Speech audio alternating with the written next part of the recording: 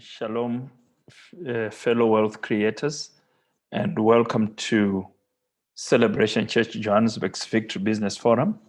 We are excited this month to be taking one more step towards the journey of wealth creation. Over the last few months, we have been talking about wealth creation, how you can create wealth and the pathways that you can follow. And today we reflecting and recognizing that last month we talked about with Pastor Noel in terms of franchising as a vehicle of wealth creation. So we really appreciate your being with us and you joining us. I hope that this session will help you further as you think through and as you look for practical pathways for you to create wealth. Our journey towards wealth creation differs. The Bible does say that God gives us the skills to create wealth, but our journey, our pathway will be different. So we are just chatting different possibilities that as you seek God, as you pursue God, as you consider yourself, as you consider who you are and your wiring, you'll be able to think through to say what is the best way for you forward. So welcome to this session as we consider the journey of startups as a way of creating wealth, as a pathway to wealth creation. And I'm going to just tell a few stories and zero in on a few things. But particularly, I want to speak to my own mistakes, to mistakes that we have seen even in the lives of people we knew, how we can avoid those mistakes. What are the pitfalls? What are the things that you can avoid for you to make that journey? And I hope that this session will be beneficial to you. So welcome on board, and shall we just open in prayer? Father, we thank you as we come before your presence. We ask for your guidance. We ask for your help as we pursue the journey of creating wealth for your glory through starting businesses. Father, we thank you that it is your will, it is your plan, that your people may prosper, your people may be profitable, your people may make a difference, that the church may create wealth, the blessing of Abraham may rest upon your people for your glory and for your honor, so that the kingdom is empowered, so that the people may enjoy. The Bible says that, Father, as you say in your word, you say that it is God who gives us richly all things to enjoy. We thank you and we honor you in Jesus' name. Amen and amen. So today I just want you to know that, one of the clearly sure ways of creating wealth, one of the pathways to wealth creation is starting a business. Significant people, we have heard these stories, we have seen those stories. It's almost folklore now that so many people have made immense wealth by simply starting a business.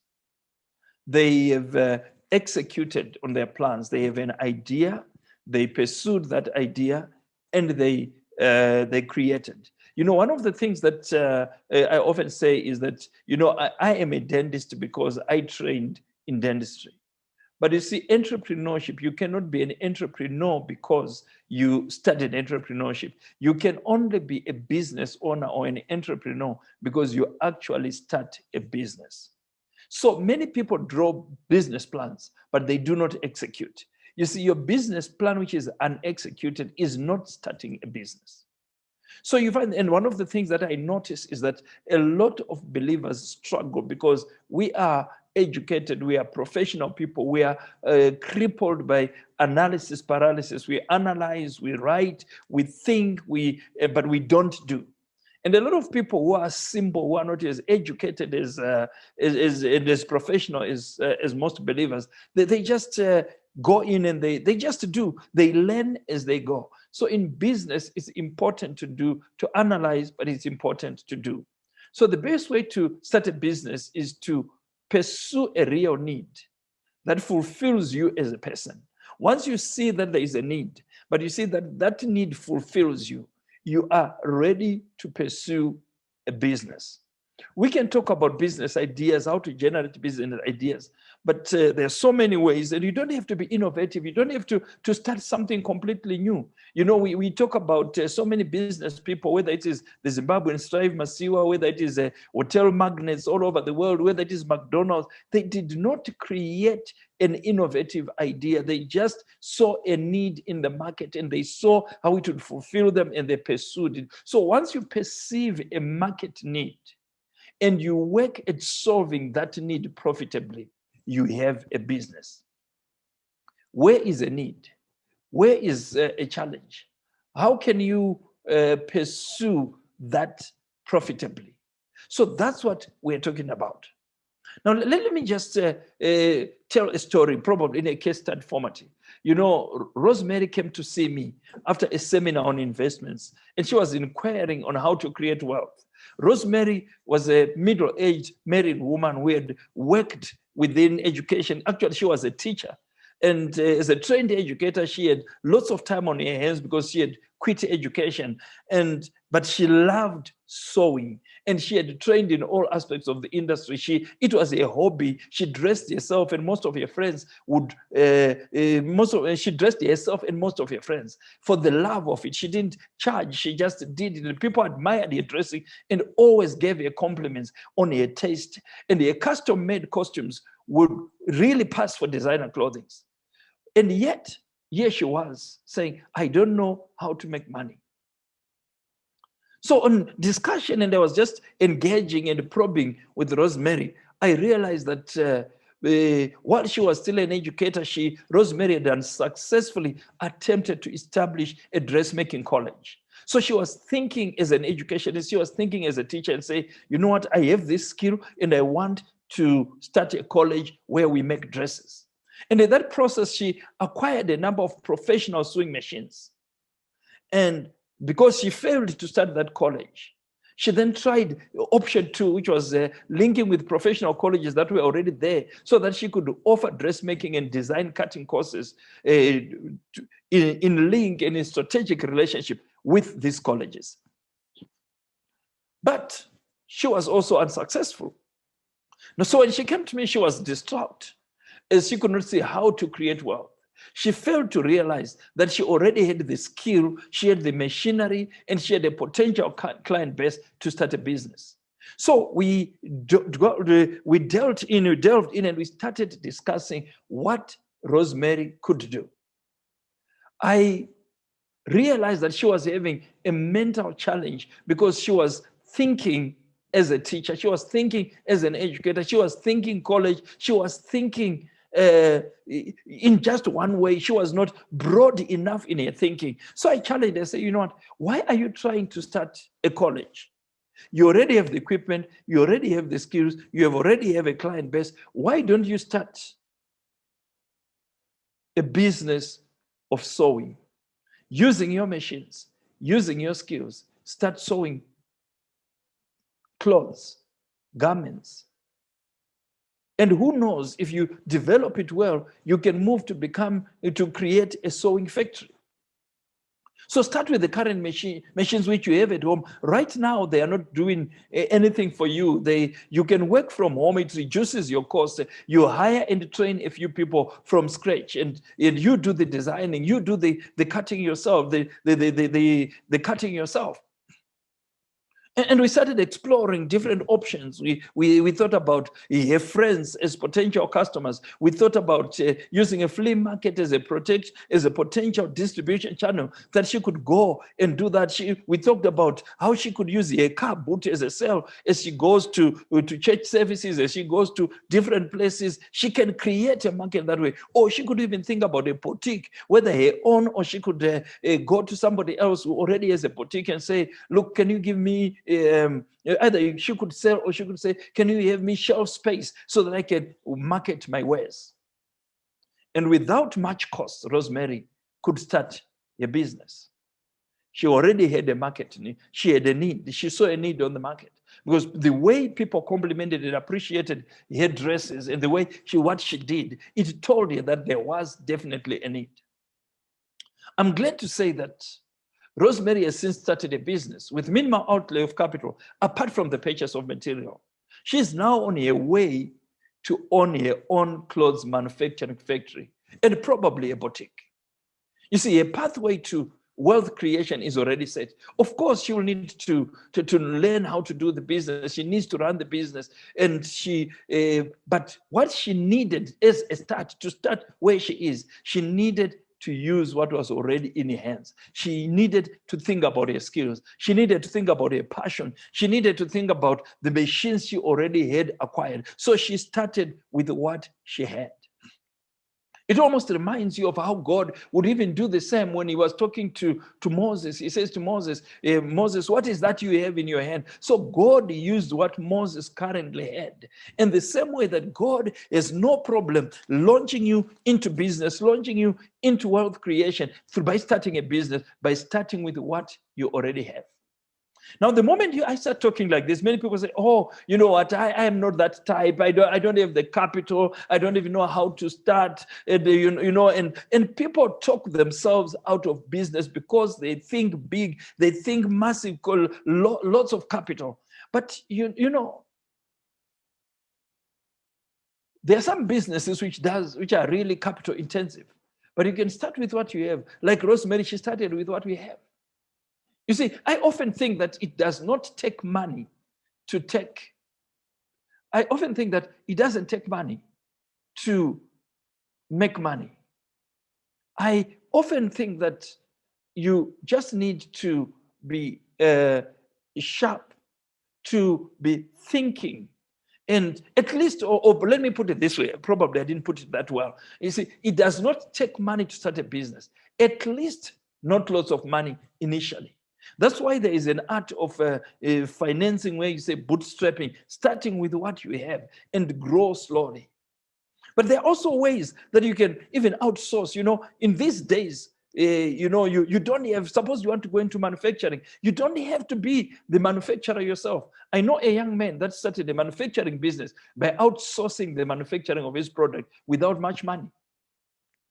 And little by little, that young man is gaining ground. He refused to give excuses. He decided to start. Think about it when you think, many people look down at the Chinese and they say, oh, the Chinese, this. But the Chinese can actually do a manufacturing for you and brand it to your product. The critical thing is that you choose the right manufacturer. You choose the right product, because the Chinese can give you very cheap stuff, very good stuff. That's why you find that, I mean, a lot of those Apple products are produced, I mean, your iPhone, your iWatch, most of those are being produced in China very expensively. So you really look at what you want and you start, but you can have outsourcing of manufacturing. So start where you are. So the young man I was talking about, he sat in a meeting where I was talking, and this is what I said, and I didn't realize that quote really grabbed him, and he started running. This is what I said in that meeting. I said, you cannot build a reputation or a business on what you are going to do. You cannot build a business on intention. You cannot build a business of what you intend to do. Great reputations and great businesses are built on things you have done or are doing, not what you are planning to do. You have planned long enough. Now dive into it. And those words grabbed him. And I want to say the same thing to you, to say you don't build wealth, you don't create wealth through intention, but through execution. You have planned, you have intended so long, but your good intentions are not the material for creating business. So the path to wealth creation is to start now, is to do the business, is to launch it. So you need to start. So the question is, what is in your hand right now? What you could leverage on? Is it an idea? Is it a skill? Is it a hobby? Or even some equipment lying idle in your own house? You see, lift up your eyes and intentionally assess your skill sets. Take an inventory of what you have. You see, God gives us the ability and the skill to create wealth. I know you have the skill. You have what it takes. Go for it. What are you waiting for? You know, some of you may need to think through and say, you know, I love training. And you could get into training. You can do it as a hobby.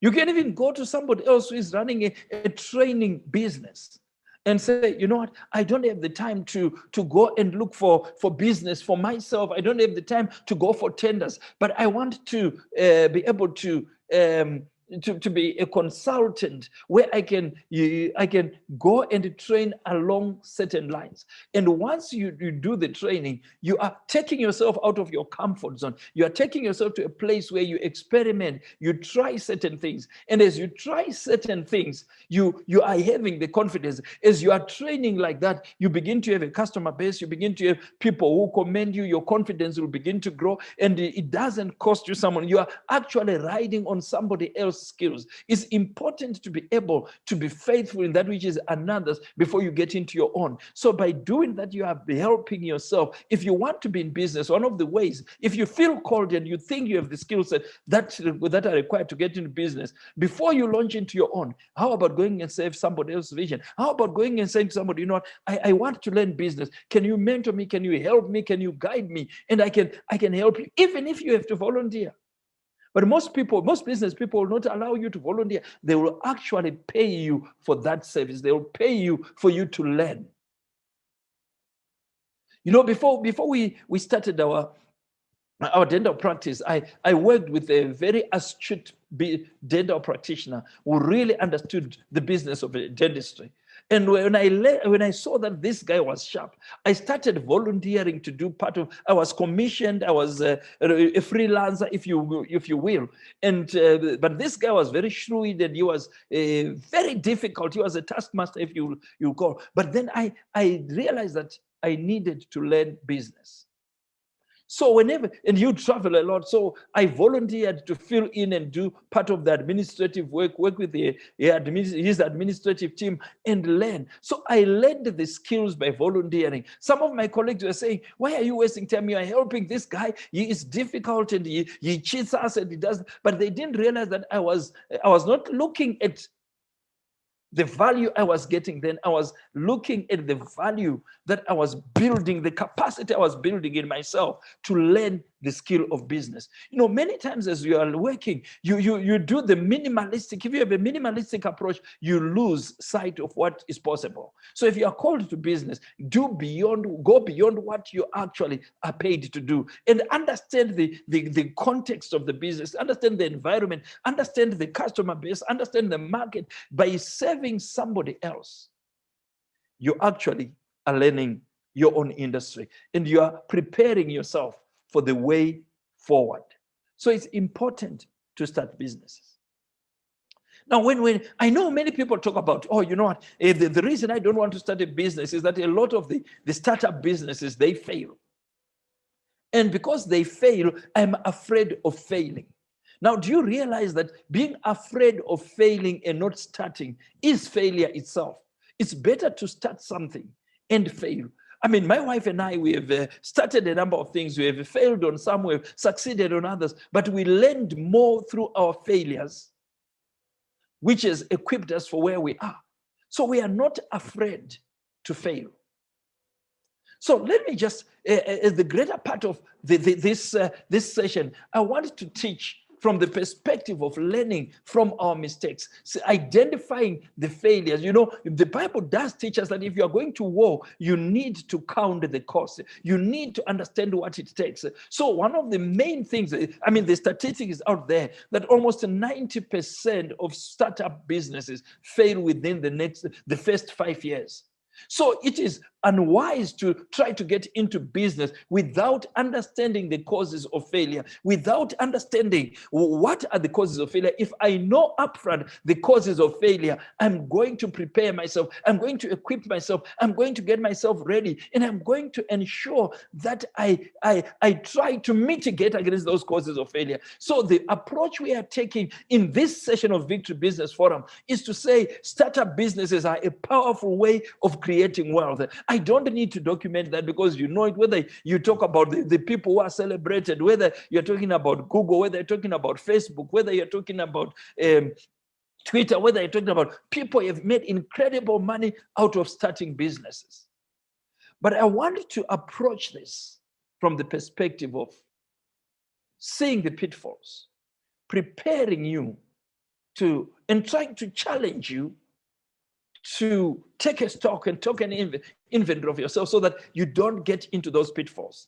I suppose that makes sense, does it? Yeah, I know you'd agree with me. So let's delve into that and understand the ways that we can mitigate against the failure of startup businesses. The first mistake that I notice is that many people mistake a hobby for a business, or take their business as a hobby. And this often results in lifestyle businesses. And you say, what is a lifestyle business?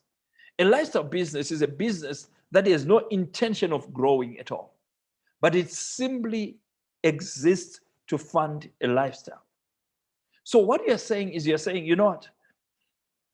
My current salary and my current needs are like this. So if I can just make enough money to make by so that my lifestyle is met, and I enjoy it, it's a hobby, I go to work when I want, I don't go when I want, and you are not diligent. You know, one of the things that I saw particularly when I was practicing in the industry, I noticed that, you know, because people put appointments, I noticed that a lot of my colleagues were failing, they were losing clients because they would say, they would check the diary for the day and they say, oh, okay, I have only 2 appointments for the day, I have a blank here. So whenever they didn't have a client, they would actually go and do other things. They would be walking in town, or they even tell their office, oh, I'll come in late. But I told myself that, you know what? I am going to show up in business. If I'm supposed to be working, I'll be in the office. Whether I had clients or no clients, I was there in the office on time, every time. And I minimized the times I was out of the office. What did it? It built a lot of capacity in our business, because it was not a lifestyle. It was a commitment. There was a diligence, and I wasn't making it so that I just supplement my income. So what happened now was this. You see, the people who would not be in the office, they will have walk-in clients. We just walked in because they have an emergency right now, either because their dentist was not available or whatever. They walk in and they're told, they ask, is the doctor in? They're told the doctor is not in. So they look, they're not going to wait while you are calling the doctor to come, because they are not your clients. They're not loyal to you. These are walk-ins. So when they came into my surgery, I was there. I was in place. I was in situ. And I was ready. They will be told, oh, okay, give us 5 minutes. Let's see. The doctor will rearrange his program. I never gave the impression that I was open because I had no business. We actually had a number of rooms. So we would have said to people, oh, you know what? So we can set you in another room. So while he's finishing with what he's doing, you'll be able to see. So the clients did not understand that actually I was idle, but I was available. It's because I saw them immediately. While others were saying, we'll have to call the doctor. It will take an hour before he comes. Or we have to schedule you for an appointment 2 days down the line. And the client is in pain. So I didn't make my business a hobby. I loved my business, but I invested in it. I was diligent. You see, there is no strategy when you think of a lifestyle business. You're just thinking about supplementing your income. You see, ideally, business should grow to the level that it requires your full-time attention before you can institutionalize it, where it does not need your hands-on involvement, but you have to invest. If you think it's a hobby, you do it when you want. If you don't feel like doing it, you don't do it. If you don't feel like showing up, you don't show up. Now, and this is one of the reasons why a lot of startups fail, because there is no commitment to the business. There's no investment of time. There's no commitment. The clients don't know whether you'll be there or not. Many people think think that when you start your own business, you are free to do whatever you want. No, you are not free to do whatever you show up. Part of the business, part of business success is the ability to show up with clients or no clients. Be diligent, be there, show up, invest in it. Even if you don't have clients, be reading, be studying, be improving your systems. So reflect on what you have done and say, how can we grow this business? So don't take your business as a hobby, as a nice to do, as an extra. Have the diligence to invest time, to create records, to create systems. So that's one way that you avoid being a statistic in terms of startups. A second reason that causes businesses to fail is that a lot of people who go into business fail to self-appraise properly. They don't look at themselves. They don't understand themselves. They don't know whether they have the capacity, they have what it takes to do business. They are there and they think they've seen some people do business and they say, oh, so-and-so is doing well, but you don't have the makeup of so-and-so. Let me give an example. Some people think that, oh, okay, because I'm good technically in my job, they think that therefore they make a good entrepreneur. But that's wrong. I see, technical competence does not necessarily equate to entrepreneurial competence. Let me say that again. Technical competence does not necessarily equate to entrepreneurial competence. In other words, your skill, your ability to do your job, you're being an excellent teacher, you're being an excellent dentist, to being your skilled banker does not necessarily make you a good business person. The skills needed to be an entrepreneur, the skills needed to be a professional are completely different skills. So being a skilled dentist does not necessarily make a dental entrepreneur. Being a skilled investment banker does not make a great bank owner. Let me dip into this a little bit more. You see, technical competence, I repeat, does not make you entrepreneurially competent. So you need to self-appraise well. You need to understand yourself well. You see, I think many times we talk about entrepreneurs as if all entrepreneurs are created the same. No, they are not. Think about this way. If you are going to assess yourself, if you're going to have a self-appraisal, let's think of entrepreneurs falling into three categories. And try to identify yourself, because it will help you in avoiding the failure to self-appraise and preparing yourself. The first category of entrepreneurs are technical entrepreneurs. These are skilled people within their professions who are concerned with personal satisfaction based on their excellent professional skills. And this is how they think, if I'm great at my profession, then I should be great at running it as a business. Because I'm a great dentist, I'm going to be a great dental businessman. And these people view their businesses primarily as a source of income. They focus on maximizing their income, even at the expense of the underlying business. So the business is the asset. So it's their skills, it's their expertise, it's their profession. The intent is not growing the business, but it's growing one's income.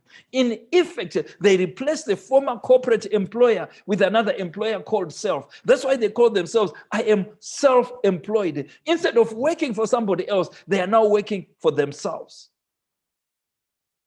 You see, a technician or a technical entrepreneur will build a business that depends on him, that depends on his skills, that depends on his talents, that depends on his interests.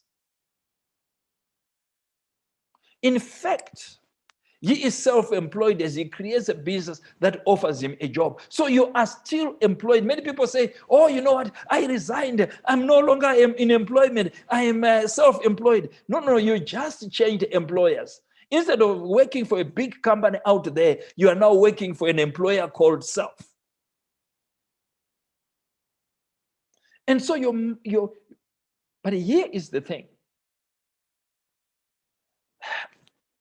I think of myself when I started in dentistry, started this practice, doing well, technical competence, and I'm doing well. But the business was built around me. As long as it depended on me, it made life difficult because it's just provided my income from the business, but it didn't allow for increasing the value of the business. And that business was totally dependent on me. If I didn't show up to work, there was no revenue. So that's a poor business. A technical entrepreneur makes money only when they show up. But you see, when you think about doing business, you should be thinking, how do I replace myself? So I started employing other dentists. I started employing therapists. I started employing people so that even when I was not in the office, the business was creating revenue. I was just one of the producers. I was not the only producer. So you can create a business that generates money whether you are there or not there. You see, if you think as a technician, it is about you. That's why you see, particularly professionals, it's important to understand, even if you do a consulting firm, don't build, while you build and you brand it around yourself, you should be able to train other people who can then begin to do and maximize. You have the leverage of working with others so that you increase your earning potential by multiplying from the revenue of others. But if that business is going to completely and only depend on you, you are likely going to fail. Think about this. Think about this. I am a dental practitioner. I was practicing as a dental practitioner. And I need to use my hands. If something happened to my hand, I was out of business. I couldn't produce. So if the revenue completely depended on me as a person, it creates vulnerability.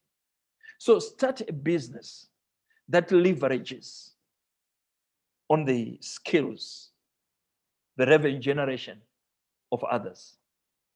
So are you a technical entrepreneur who is just thinking about changing employers, working for myself? Most self-employed businesses, entrepreneurs, ultimately fail. I remember I was talking to a consultant. This consultant was really frustrated because he was making money, but he was saying, you know, I can't take time off because the moment I stop working, I don't have revenue.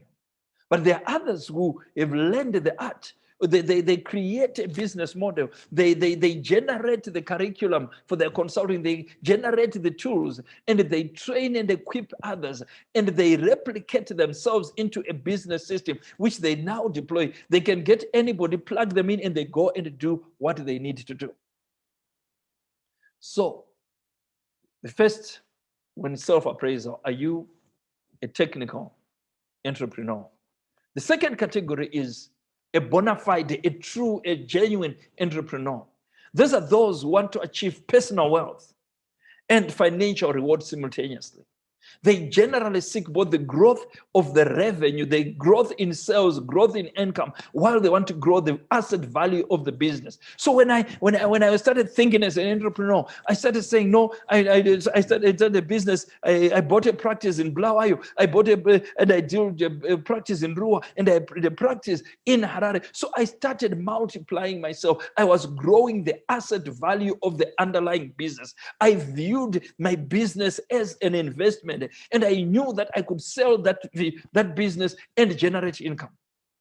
So entrepreneurs seek to balance their revenue stream from the business with the capital appreciation in the long term of the business. They are trying to grow the business. So I have income right now. Remember, the technical entrepreneur is just thinking income, cash flow. But a genuine entrepreneur is thinking, I have something to take care of my family, but that business is an investment that is also growing. That's why you find, whether it is Facebook,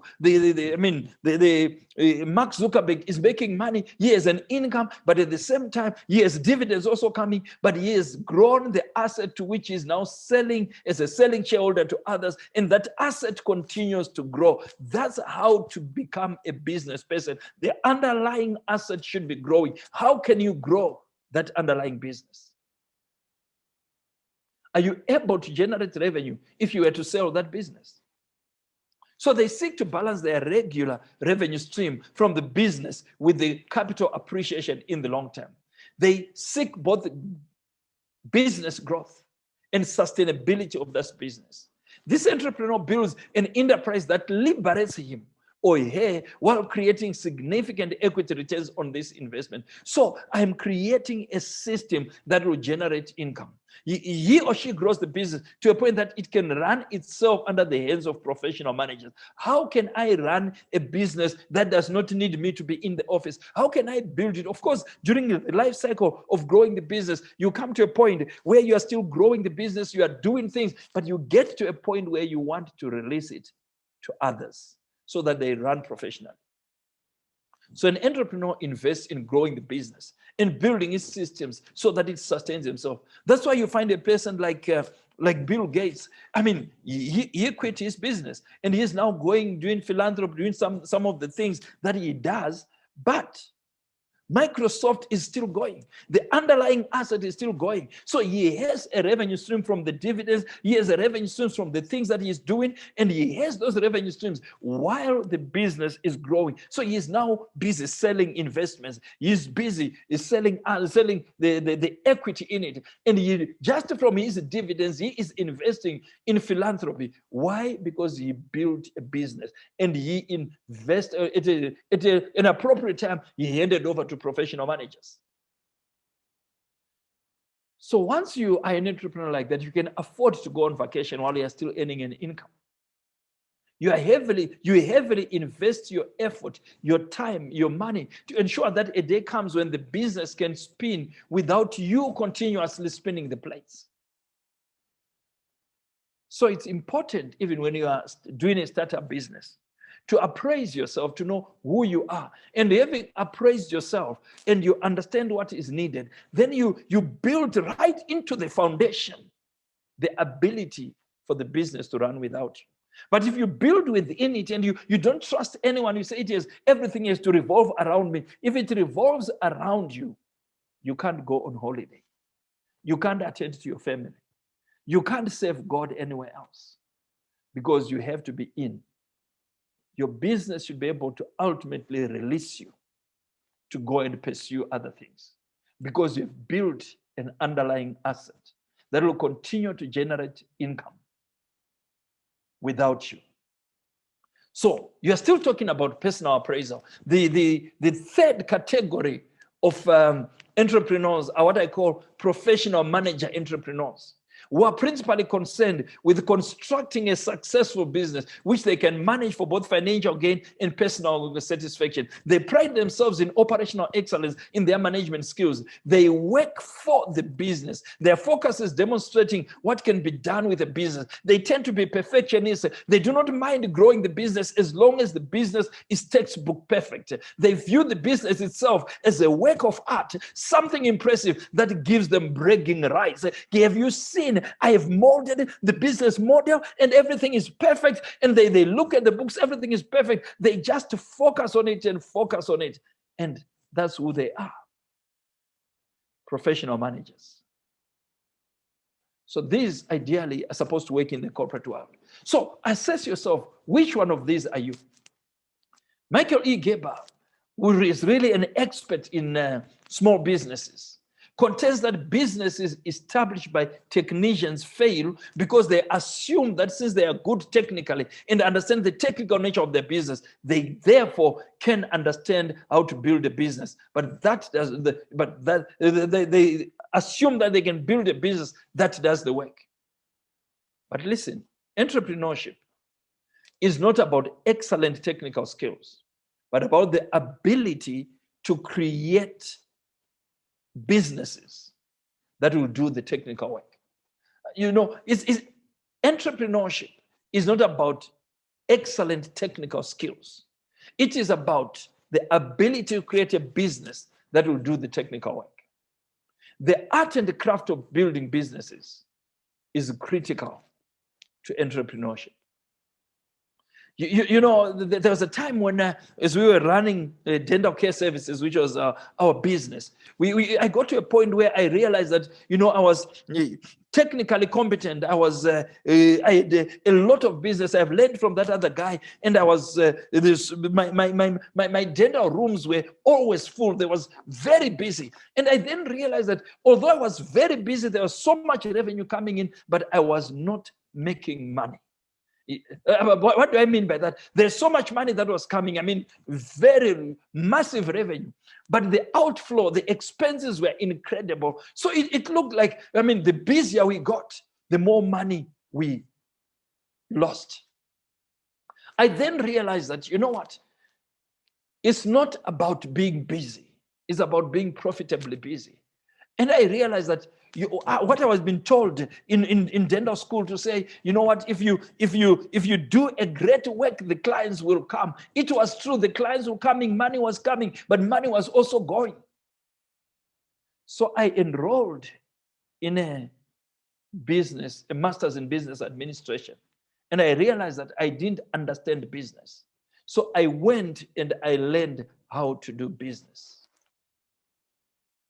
And that turned around my perspective, because now I understood what it takes to build a business. And I moved from being self-employed to becoming a businessman, because I could understand cash flow. I could understand how to manage my supplies. I could understand how to manage my inventory. I could understand managing HR. I could understand operational management. I could understand the impact of every decision I was making. So it's important to be thinking along those lines. You see, Geber characteristically states that while a technician goes to work in his business, the entrepreneur goes to work on his business. Entrepreneurship is about building a business that will work for you. So the question I ask is, while you are working on this entrepreneurial journey, are you building a business? Are you working on your business and not working in your business and for your business? It matters. If you are working on the business will grow, the underlying asset will grow, and it will generate revenue. And that is important. So it is important for you to identify yourself on this scale of entrepreneurs, self-assess. And then with that self-assessment, you are able to make a decision a priori. You are making a decision upfront to say, I'm going to work on the business, not just work in the business, not just work for the business. That is critical. That is the second reason that many startup businesses fail, because they do not self-appraise. They don't take measures to take care of themselves. So it's important to be able to appraise yourself. Very important. The third reason that entrepreneurial businesses or startup businesses will fail is because of a lack of commitment. I've already alluded to this when I talked about my colleagues, some business, some dental practitioners would just, they're going this way, that way. If there is no client, they walk away, or they don't turn up in the office because today is a lazy day. I will show up at 11. You know, there is no commitment and no motivation. And also they underestimate the required effort to convert the opportunity into a realistic business proposition. Many people think, oh, once I start my business, money is just going to flow. Money comes, they make declarations, they do things. Many people assume that once they start the business will automatically do well. They do not realize that there is a need to exert massive effort, massive energy to overcome the inertia of business. Let me explain this. You see, for anything to move forward, You need to spend more energy trying to overcome inertia and cause it to be mobile. You see, inertia, by definition, is the inability, the unwillingness, and the resistance to action and motion. So your business idea is innate. It is inertia. It resists movement. And it needs to be, that inertia needs to be overcome by an exertion of effort. You are going to have to exert effort to make your business idea come to reality. You need to convert that opportunity to a realistic business proposition. Anything in life requires significant force to overcome this inherent tendency called inertia. Businesses do not simply flow, but require commitment and strong motivation for someone to start it. And yet many would-be business owners underestimate the amount of energy required to convert a business opportunity into a viable business. And here is the mistake that many people make. You know, many people say, oh, you know, I'm tired of working for somebody. I'm tired of an 8 to 5 day. I want to start my own business so that I show up when I want. I don't have to be, these guys are taskmasters. But I want you to understand, if you commit to business, business is going to drain you. Your own business requires commitment, requires energy, requires effort. You'll actually work longer and harder working for you in your own business than you have ever done working for somebody else. Because to convert that business opportunity to a viable business, you need to make sure that you don't underestimate the amount of energy and commitment required. A mentor of mine in another years ago said to me this, and I've never forgotten it. He said, motivation gets you started, but it's commitment that keeps you going. And herein lies one of the basic fundamental causes of failure of startup businesses, which undermines your pathway to wealth creation. It sabotages, it becomes a landmine on your journey towards wealth creation. You see, you are motivated when you start, you are excited, you have this vision, you have this blueprint, you have this idea, you think you start today and you are going to be making money tomorrow. And once you start, you labor, nothing is happening. And then the commitment, you begin to say, it's not working. It's painful. I didn't realize it's this difficult. Probably I'm making mistakes and all these kinds of things. And you lose commitment. See, motivation gets you started, but getting started does not create a businessman, does not create a business, does not create an asset. It is commitment, showing up. It is commitment that keeps you going. If you want to create wealth and to walk the pathway of wealth creation, you need to beat the path of commitment. You need to commit and to work. The third reason that startups fail is because of inadequate financing. And mostly because we have the illusion coming from overly optimistic sales projections. So many people suffer from an illusion that comes from unproven sales projection. This results in the business failing to meet its short-term financial obligations. Now, I think of a franchise business that we started, a water business we started. The franchise owners were operating in East Africa, wanted to come into Southern Africa. We started engaging. They gave us flowery cash flows and they told us how it would work. And we were so excited. We just invested enough to get the franchise. And we had a minimalistic approach, got in the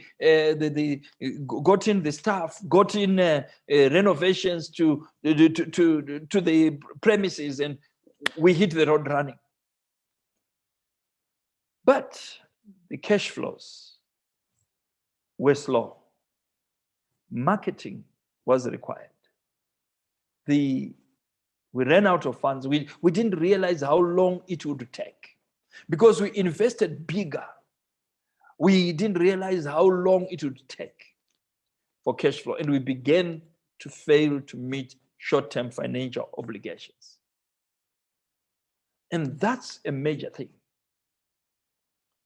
When you operate from places like where there's an economy, places like South Africa, set up the business in such a way that you have sufficient credibility to access financing so that you actually allow your cash flows to ease. Whereas if you're operating from Zimbabwe, for example, in other such countries where the financial services do not work, it's going to be very difficult. But in this country, it's easy to start a business. It's easy to run a business. Don't run it from a mindset of a Zimbabwean who thinks, I have to buy everything cash. You need to be able to create credit facilities that allow you, so that you don't have to carry a lot of inventory, but you can project and finance yourself well. So it's important to calculate your finances well. It's important to look at your fund requirements and your sales, your projections, that you are not overly optimistic. So if you are overly optimistic, you are going to have a problem. It reminds me of, for example, when I wrote my first two books, Nurturing Champions and Entrepreneurship on Trial. Nurturing Champions was easy to sell because it attracted a lot of Christians. And I think in the Zimbabwean market then where I was, it was the first book I knew done by a local author, which was on mentorship. And it was bought and it moved. But when I moved on to do the second book, Entrepreneurship on Trial, I went and I published it off China. And when I published that book, and I thought, I was looking at the cost. I said, okay, if I do 1,000 copies, it's going to be much cheaper. So I went and I printed 1,000 copies. And I was so optimistic that I'll be able to sell them. I am a best-selling author. And the moment I sell them and I'm going to have enough money, I come back and I sell. And it took me more than 10 years to sell the 1,000 copies. Now, when you look at 10 years, 1,000 copies, or at $15 a copy, suddenly it's not a very profitable enterprise anymore. But fortunately, I didn't have short-term obligations, but I was stuck with inventory. That's when I started thinking, you know what, I may need to think about outsourcing. I may need to think about publishing on demand, print-on-demand publishing, self-publication, because that's a way that you control inventory and you reduce your financing costs. So it's important when you're doing business to think about, how am I going to fund this business? How am I going to do what needs to be done? The next reason for business failure is misreading the market. And it's often indicated by the failure to reach critical mass required in sales volume and profitability due to competitive disadvantages or market weaknesses. The example that you assume that there's more demand than actually exists in the market. The example I gave of that water business we are talking about, we assumed a greater demand, and the franchise model required us to meet certain targets, which were not, they were suitable for the East African market, but not suitable for the Zimbabwean market. The water drinking habits for Zimbabweans was difficult. Selling water in Zimbabwe was more difficult than it was for that other market, and this was in a US dollar economy, and the pricing became difficult, and hitting that critical mass became a challenge. So when we hit that if you can't hit that critical mass, to have sufficient volumes and profitability and break even and begin to generate profit,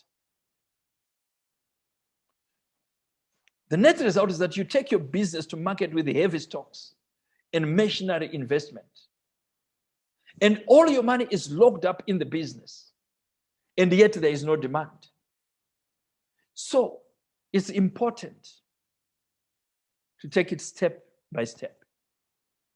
Do not lock your money into a lot of stock. Do not overestimate the market demand. It's better to take it step by step. If a business is capital intensive, you need to be sure about your projections. You need to be sure about what you need to do. But if you grow the business ground up, bootstrapping it, you are less likely to fail. As we move towards a close, there are so many other causes of failure in a business. For example, a poorly crafted or executed strategy, a poor business model, or having inadequate financial controls, being inexperienced, even neglect. You know, particularly if you have a mindset of saying, I'm working for myself, I don't have to show up, I don't have a boss, I do whatever I want. If you have that kind of mindset, the business will be challenged and you will likely fail.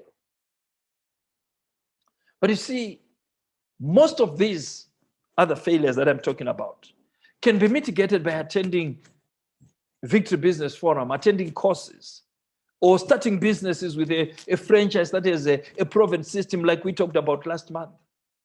Because these would reduce the failure rates. And it's important for you to think before you jump on into being an entrepreneur. So the pathway of entrepreneurship is a pathway that can create massive wealth. But the journey is fraught with mistakes, with challenges, with the missteps. But you need to be careful to say, these are the likely pitfalls. How do I avoid them? How do I work past them? How do I invest in knowledge? And how do I pursue? And of course, as a believer, one of the greatest antidotes to failure is hearing from God, seeking wisdom, seeking knowledge, being diligent. The Bible says that the hand of the diligent tends to prosperity. Do you see a man who is diligent? They will stand before the great. So, wealth creation through the pathway of starting businesses is a powerful way. And I want us to carefully consider that possibility. I'm believing God that this talk today whets your appetite and you are assessing yourself. You are looking at these pitfalls and saying, how do I avoid those pitfalls? How can I create wealth? How can I start with what I have and make money? And as you do that, continue in prayer. I think to help you along the journey, next month, we want to take up this startup business and think about how and where and how can I finance my business idea.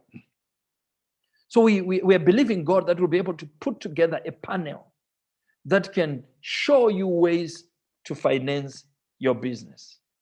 So we look forward to you joining us and for that session next month.